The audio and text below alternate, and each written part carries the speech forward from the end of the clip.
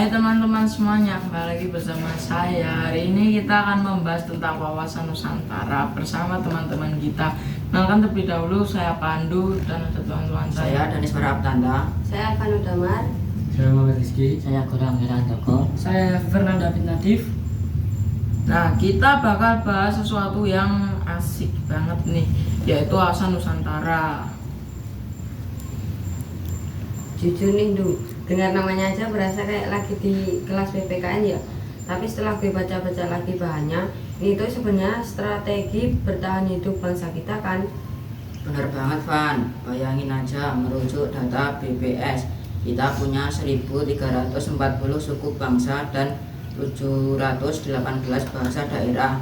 Kalau nggak punya satu cara pandang yang sama, gampang banget kita diadu domba.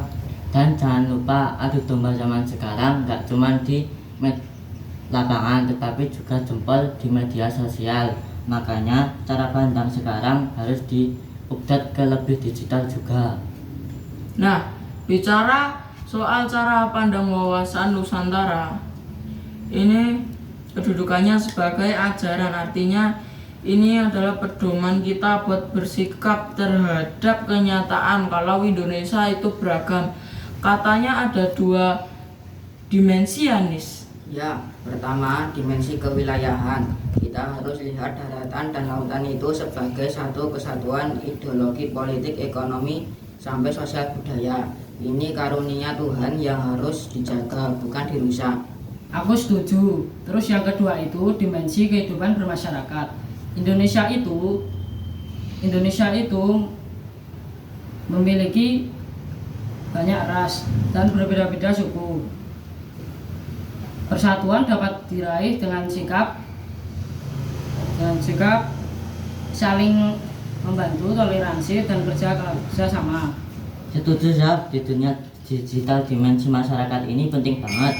Menghargai perbedaan pendapat di kolom komentar.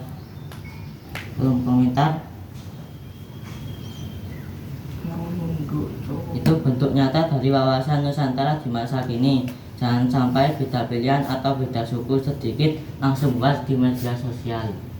Dan yang paling keren cara pandang ini bukan muncul tiba-tiba. Kondisi geografis sejarah panjang kita dan perkembangan lingkungan itu yang jadi acuan buat merumuskan wawasan Nusantara. Ngomongin wilayah, dulu kan laut kita sempat dianggap laut bebas ya. Itu gimana ceritanya?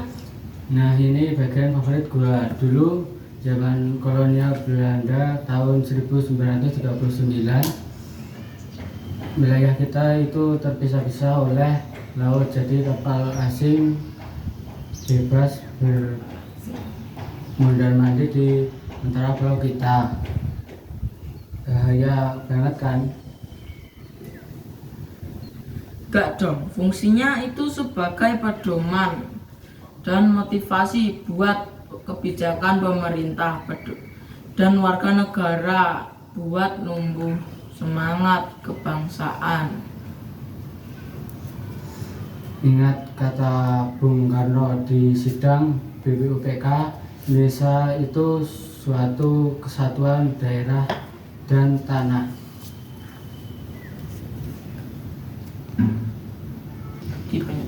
Nah, ini bagian favorit gue. Dulu zaman kolonial Belanda tahun 1939, wilayah kita terpisah-pisah oleh laut, jadi kapal asing bisa bebas mondar-mandir di antara pulau kita.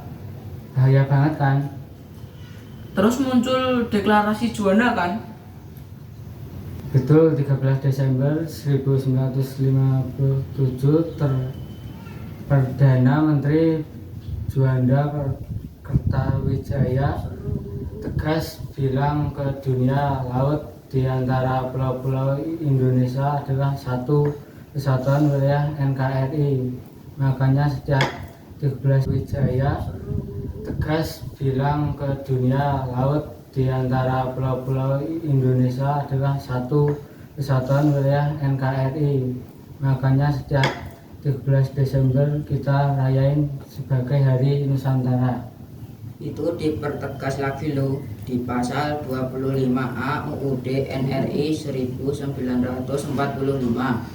Indonesia itu negara kepulauan yang berciri Nusantara. Jadi fungsinya buat apa sih di zaman sekarang? Apa cuman buat gaya-gayaan di peta? Enggak dong, fungsinya itu sebagai pedoman dan motivasi buat kebijakan pemerintah dan warga negara untuk menumbuhkan rasa semangat kebangsaan. Fungsinya juga sebagai filter loh, biar kita nggak gampang kemakan hoax yang tujuan memecah belah bangsa. Kalau kita paham wawasan Nusantara, kita bakal mikir 2 kali sebelum sebar berita yang bikin gaduh antar suku atau agama. Coba deh kita analisis bareng, apa jadinya kalau bangsa ini tidak punya wawasan Nusantara.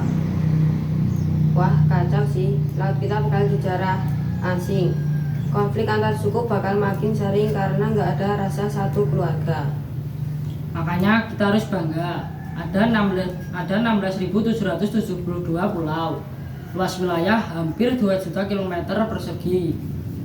Kita ada di posisi silang dunia. Belum lagi jumlah penduduk kita yang mencapai 270,20 juta jiwa. Itu kekuatan besar kalau bersatu. Betul. Nah, buat kita pelajar apa nih yang bisa dilakukan dengan jangan cuma dengerin podcast doang. Mulai dari lingkungan sekitar, belajar nanam pohon atau sesimpel menghargai teman yang beda agama. Tambahan buat teman-teman pelajar, jadilah netizen Nusantara yang bijak, gunakan internet buat kenalin budaya daerah kita ke luar negeri, bukan malah buat saling menghujat sesama anak bangsa. Itu cara kita jaga kedaulatan di ruang siber. Tepat. Oke teman-teman semuanya, makasih sudah dengerin diskusi kita hari ini. Gua Pandu dan teman-teman semuanya pamit undur diri. Tetap bangga menjadi bangsa Indonesia dan tetap jaga persatuan. Sekian dari kami. Wassalamualaikum warahmatullahi wabarakatuh. Yoga Ardiansyah.